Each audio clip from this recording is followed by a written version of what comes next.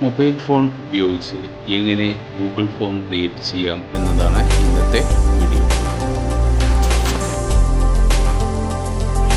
Play സ്റ്റോറിൽ നിന്നും form app download ചെയ്ത് ഇൻസ്റ്റാൾ ചെയ്യുക.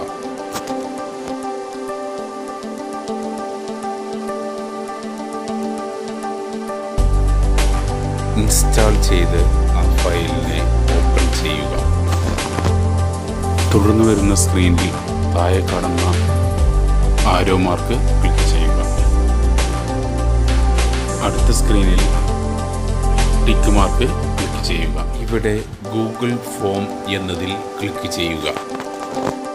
തുടർന്ന് വരുന്ന സ്ക്രീനിൽ നമ്മുടെ ഇമെയിൽ അഡ്രസ്സ് നൽകി ആരോ മാർക്ക് ക്ലിക്ക് ചെയ്യുക.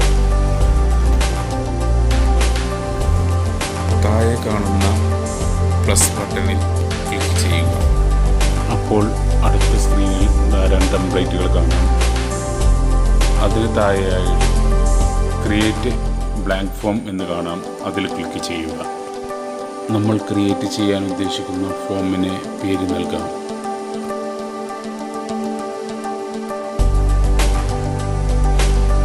താഴെ കാണുന്ന പ്ലസ് ബട്ടണിൽ ക്ലിക്ക് ചെയ്ത് പുതുതായി ചോദ്യങ്ങൾ ഏത് രീതിയിൽ വേണമെന്ന് സെലക്ട് ചെയ്ത് ചോദ്യങ്ങൾ ടൈപ്പ് ചെയ്ത് തുടങ്ങാം. എൻ്റെ കഴിഞ്ഞ വീഡിയോയിൽ ഗൂഗിൾ ഫോമിൽ എങ്ങനെ ക്വസ്റ്റ്യൻ ക്രിയേറ്റ് ചെയ്യാമെന്നതിനെക്കുറിച്ച് കൂടുതൽ വ്യക്തമായി പറഞ്ഞിട്ടുണ്ടായിരുന്നു. അത് കമ്പ്യൂട്ടർ ചെയ്യുന്ന മെത്തേഡാണ്. അതേ രീതി തന്നെയാണ് ഇവിടെയും ഉപയോഗിക്കുന്നത്. ചെയ്ത വീഡിയോയുടെ ലിങ്ക് ഡിസ്ക്രിപ്ഷൻ ബോക്സിൽ ചേർക്കുന്നുണ്ട്. അത് നോക്കിയാൽ കൂടുതൽ വ്യക്തമായി മനസ്സിലാക്കാവുന്നതാണ്.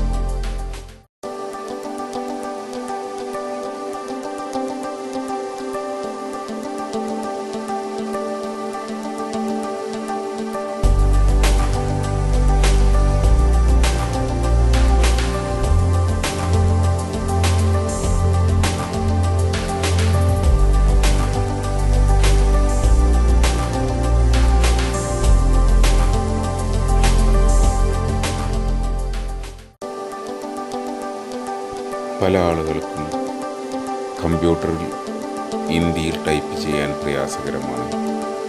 അതുകൊണ്ട് തന്നെ മൊബൈൽ അവർക്ക് പല മെത്തേഡുകളും ഉള്ളതുകൊണ്ട് എഴുതിയും ടൈപ്പ് ചെയ്തും സൗകര്യപ്രദമായ രീതിയിൽ ഉപയോഗിക്കാൻ കഴിയുന്നത് കൊണ്ടാണ് ഗൂഗിൾ ഫോമിൻ്റെ മൊബൈൽ വേർഷൻ ഇവിടെ പ്രസിദ്ധീകരിക്കുന്നത്. ക്വസ്റ്റ്യനുകളെല്ലാം ടൈപ്പ് ചെയ്ത് കഴിഞ്ഞാൽ മുകളിൽ കാണുന്ന സബ്മിറ്റ് എന്ന ബട്ടൺ ക്ലിക്ക് ചെയ്യുക. തുടർന്ന് വരുന്ന സ്ക്രീനിലും സബ്മിറ്റ് ബട്ടൺ ക്ലിക്ക് ചെയ്യുക.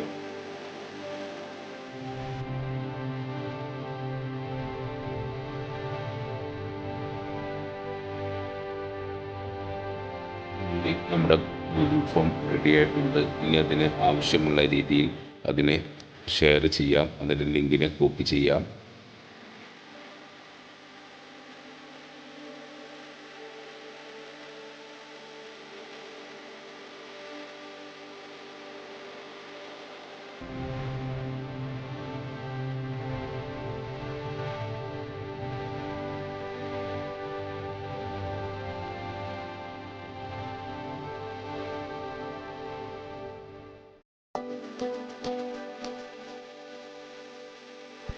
കമ്പ്യൂട്ടർ ഉപയോഗിച്ച് ഗൂഗിൾ ഫോം ക്രിയേറ്റ് ചെയ്യുമ്പോൾ ലഭിക്കുന്ന എല്ലാ ഓപ്ഷനുകളും മൊബൈൽ ഉപയോഗിച്ച് ഗൂഗിൾ ഫോം ക്രിയേറ്റ് ചെയ്യുമ്പോൾ ലഭ്യമാകുന്നതാണ്. അതായത് വീഡിയോ, ഓഡിയോ, പിക്ചറുകൾ ഇവയെല്ലാം നമുക്ക് ഈ ഗൂഗിൾ ഫോമിലേക്കും കമ്പ്യൂട്ടറിൽ എന്ന പോലെ മൊബൈലും ഇൻസെർട്ട് ചെയ്യാവുന്നതാണ്. ഇതിൻ്റെ റെസ്പോൺസ് നമ്മൾ ഗൂഗിൾ ഫോം ക്രിയേറ്റ് ചെയ്യാൻ വേണ്ടി നൽകിയ ഇമെയിലിൻ്റെ ഡ്രൈവിലേക്ക് വരുന്നതാണ്.